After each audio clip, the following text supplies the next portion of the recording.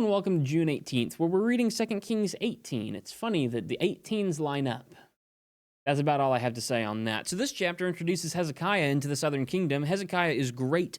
It also gets Hezekiah in trouble with Assyria because Assyria is bad, but Hezekiah is great. And then we're going to have to wait until tomorrow to see the answer for that. I don't really understand exactly why we loaded up on chapters yesterday, but then today is just the one chapter, but then tomorrow is also a little bit loaded up on chapters 19 through 21. But, I wasn't the one who put the schedule together, and it works well enough. I didn't have to work to build it. So I'm grateful for that.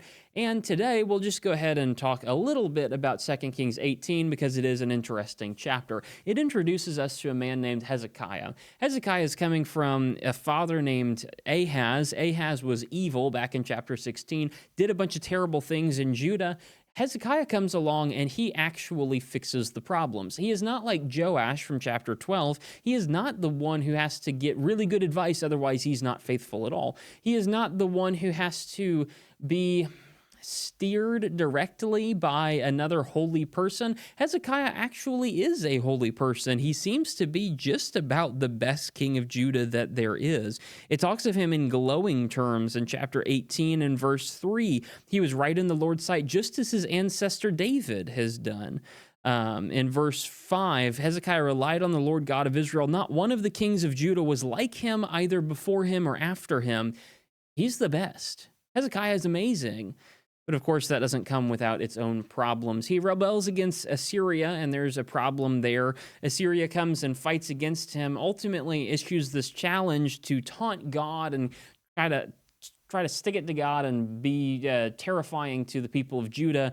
Ultimately, Hezekiah just takes that to God. We'll have to see this tomorrow. But Hezekiah just takes that before God, lets God know about it, and lets God deal with the problem instead of, trying to deal with all of it himself. He does unfortunately raid the temple and give some of its treasure to Assyria, and he does ultimately make some foolish decisions, especially after the Assyria thing, when he goes and meets Babylon. Hezekiah isn't perfect. He has some problems. There are issues. I'm not denying that. But Hezekiah is also just about the best king they get in Judah, because he's generally very, very faithful. And so this is a one bright spot. Unfortunately, after Hezekiah, we'll only really see one more righteous king at the end of the reign of Judah, because, Judah's just picked away from God after all these years. And so come back tomorrow if you're interested in chapters 19 through 21. We'll see the end of Hezekiah, and we'll see his son Manasseh as well. And Manasseh, he's not very good, but we'll talk about him tomorrow.